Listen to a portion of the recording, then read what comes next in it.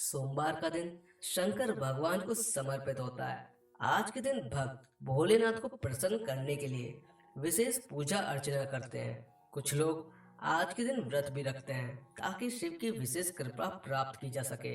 अगर बाबा भोलेनाथ के आशीर्वाद के लिए आप भी सोमवार का व्रत कर रहे हैं तो शिव व्रत कथा को पढ़कर या सुनकर इस उपवास को पूरा करें। अब हम आपको बताएंगे सोमवार व्रत की विधि।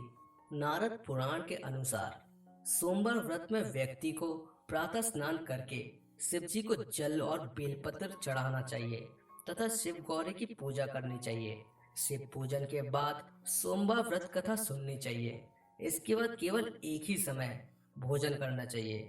साधारण रूप से सोमवार का व्रत दिन के तीसरे पहर तक होता है, मतलब शाम तक रखा जाता है। सोमवार व्रत 3 प्रकार का होता है: प्रति सोमवार व्रत, सोमी प्रदोष व्रत और 16 सोमवार का व्रत। इन सभी व्रतों के लिए एक ही विधि होती है। अब हम आपको बताएंगे सोमवार व्रत कथा के बारे में। एक समय की बात है, किसी नगर में एक साहूकार रहता था। उसके घर में धन की कोई कमी नहीं थी, लेकिन उसकी कोई संतान नहीं थी। इस कारण वो बहुत दुखी था। पुत्र प्राप्ति के लिए वो प्रत्येक सोमवार व्रत रखता था और पूरी श्रद्धा के साथ शिव मंदिर जाकर भगवान शिव और पार्वती जी की पूजा करता था। उसकी भक्ति देखकर एक दिन माँ पार्वती प्रसन्न हो गई और भगवान शिव से उस साहूकार की मनोकामना पूर्ण करने का आग्रह किया। पार्वती जी की इच्छा सुनकर भगवान शिव ने कहा, हे पार्वती, इस संसार में हर प्राणी को उसके कर्मों का फल मिलता है और जिसके भाग में जो हो उसे भोगना ही पड़ता है। लेकिन पार्वती जी ने साहूकार की भक्ति का मान रखने के लिए उसकी मनोकामना पूर्ण करने की इच्छा जताई। माता पार्वती के आग्रह पर शिव जी ने साहूकार को पुत्र प्राप्ति का वरदान तो दे दिया, लेकिन साथ ही यह भी कह दिया कि उसके बालक की आयु केवल 12 वर्ष होगी। माता पार्वती और भगवान शिव की बातचीत को साहूकार सुन रहा था। उसे ना तो इस बात की खुशी थी और ना ही दुख। वो पहले की भांति शिव जी की पूजा करता रहा। कुछ समय के बाद साहूकार के घर में एक पुत्र का जन्म हुआ। जब वो बालक 11 वर्ष का हुआ तो उसे पढ़ने के लिए काशी भेज दिया गया। साहूकार ने पुत्र के मामा को बुलाकर उसे बहुत सारा धन दिया और कहा कि तुम इस बालक को काशी विद्या प्राप्ति के लिए ले जाओ और मार्ग में यज्ञ कराना। जहाँ भी यज्ञ कराओ वहाँ ब्राह्मणों को भोजन कराते और दक्षिणा देते हुए जाना। दोनों मामा भांजे इसी तरह यज्ञ कराते और ब्राह्मणों को दान दक्षिणा देते काशी की ओर चल पड़े। रात में एक नगर पड़ा जहाँ नगर के राजा की कन्या का विवाह था, लेकिन जिस राजकुमार से उसका विवाह होने वाला था वो एक आंख से काना था। राजकुमार के पिता ने अपने पुत्र के काना होने की बात को छुपाने के लिए एक चाल सोची। साहूकार के पुत्र को देखकर उसके मन में एक विचार आया। उसने सोचा, क्यों न इस लड़की को दूल्हा बनाकर राजकुमारी से विवाह करा दूं। विवाह के बाद इसको धन देकर विदा कर दूंगा और राजकुमारी को अपने नगर ले जाऊंगा। लड़के को दूल्हे के वस्त्र पहनाकर राजकुमारी से विवाह कर दिया गया। लेकिन साहूकार का पुत्र ईमानदार था। उसे ये बात सही नहीं लगी। उसने अवसर पाकर राजकुमारी की चुन्नी के पल्लू पर लिखा कि तुम्हारा विवाह तो मेरे साथ हुआ है, लेकिन जिस राजकुमार के संग तुम्हें भेजा जाएगा वो एक आंख से काना है। मैं तो काशी पढ़ने जा रहा हूँ। जब राजकुमारी ने चुन्नी पर लिखी बातें पढ़ी तो उसने अपने माता पिता को ये बात बताई।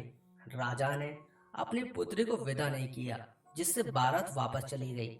दूसरी ओर साहूकार का लड़का और उसका मामा काशी पहुंचे और वहां जाकर उन्होंने यज्ञ किया। जिस दिन लड़के की आयु 12 साल की हुई उसी दिन यज्ञ को रखा गया। लड़के ने अपने मामा से कहा कि मेरी तबीयत कुछ ठीक नहीं है। मामा ने कहा कि तुम अंदर जाकर सो जाओ।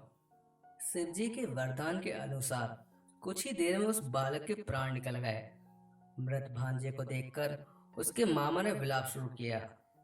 संयोगवश उसी समय शिव जी और माता पार्वती उधर से जा रहे थे। माता पार्वती ने भगवान शिव से कहा, स्वामी, आप इस व्यक्ति के कष्ट को दूर कीजिए। जब शिव जी मृत बालक के समीप गए तो वह बोले कि ये उसी साहूकार का पुत्र है। जिसे मैंने 12 वर्ष की आयु का वरदान दिया। अब इसकी आयु पूरी हो चुकी है।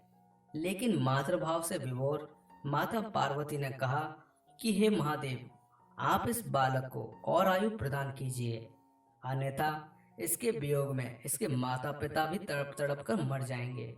माता पार्वती के आग्रह पर भगवान शिव ने उस लड़के को जीवित होने का वरदान दिया। शिव जी की कृपा से वो लड़का जीवित हो गया। शिक्षा समाप्त करने के बाद वो लड़का अपने मामा के साथ अपने नगर की ओर चल दिया। दोनों चलते हुए उसी नगर में पहुंचे जहां उसका विवाह हुआ था। उस नगर में भी उन्होंने यज्ञ का आयोजन किया। उस लड़के के ससुर ने उसे पहचान लिया और महल में ले जाकर उसकी खातिरदारी की और अपनी पुत्री को विदा किया। इधर साहूकार और उसकी पत्नी भूखे प्यासे रहकर बेटे की प्रतीक्षा कर रहे थे। उन्होंने प्रण रख रखा था कि यदि उन्हें अपने बेटे की मृत्यु का समाचार मिला तो वो भी प्राण त्याग देंगे। परंतु अपने बेटे के जीवित होने का समाचार पाकर वह बेहद प्रसन्न हुए। उसी रात भगवान शिव ने व्यापारी के स्वप्न में आकर कहा, मैंने तेरे सोमवार के व्रत करने और व्रत कथा सुनने से प्रसन्न होकर तेरे पुत्र को लंबी आयु प्रदान की है।